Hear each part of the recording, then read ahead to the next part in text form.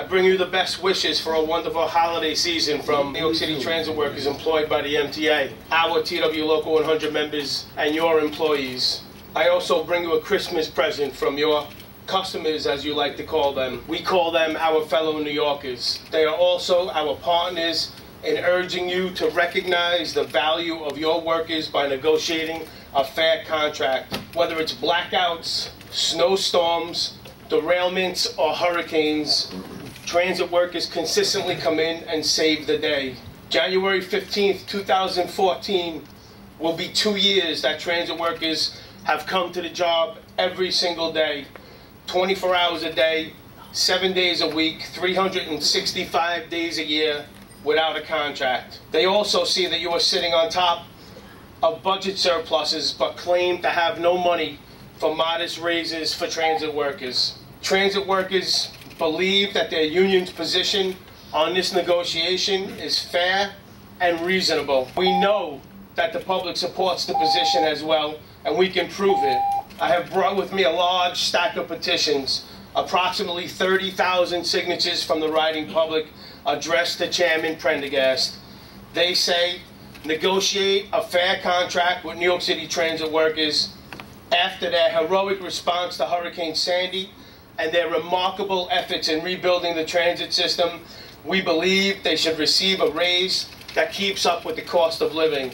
I also bring to you today a message directly from transit workers, employees of the MTA. We struck in 2005. In this contract negotiations, we have tried to save the riding public the anxiety of that type of saber rattling, but the MTA has clearly not reciprocated our good intentions in this contract negotiation. Despite a nearly $2 billion projected budget surplus over the next 4 years, the MTA indefensibly remains glued to their position that transit workers accept a concessionary package based on the state pattern of 3 years and 0 wage increases. Management's entrenched position seems to indicate that they are determined to push the contract into binding arbitration rather than to bargain fairly for a reasonable settlement. Our 6,500 member rally on October 29th sent a clear message to the MTA that transit workers are seeking a fair negotiated agreement and are willing to stand up and fight for it. We underscore that message today. Therefore, be it resolved that the Local 100 membership gives its full support to the union leadership's continuing efforts to reach a negotiated settlement, that the membership further rejects the MTA's position that any cost of living wage increase be paid for in a dollar-for-dollar swap of concessions in healthcare, work rules, and more. The union's leadership must inform the membership immediately should the MTA seek impasse as the first step in forcing this agreement to arbitration.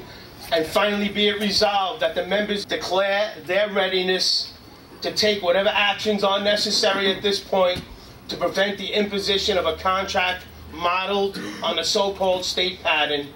The membership of Local 100 directs the TWU leadership to make plans for every contingency. Thank you for your attention, and we urge this MTA board to reach out to Local 100 to bargain a fair contract. It can be done. You have the money, and we have the willingness to settle. Thank you. We just delivered tens of thousands of petitions to the MTA that were from the riding public. The riding public supports us in this fight, even in light of the surpluses that the company is enjoying right now, that TWU Local 100 members should eat zeros, and the truth of the matter is, we're not going to do it. We're not taking those 3 zeros. Every single day we're out there performing heroic acts, and I will tell you, continue to perform heroic acts for the riding public. But when it comes to this company and the bosses, don't do a damn thing for them beyond what we're required to do by our contract. They don't deserve our respect. They continue to kick dirt in our face in the face of reasonable contract demands. There's no reason why we should go above and beyond for Tom Prendergast, Carmen Bianco, or any of the frontline bosses, if they had respect for us, they'd settle a fair contract, and until they settle a fair contract with us, we need to stick it to them every chance we get. They may have had their way with other unions, but they damn sure aren't going to have their way with Mike Quill's union, TWU Local 100. Thank you.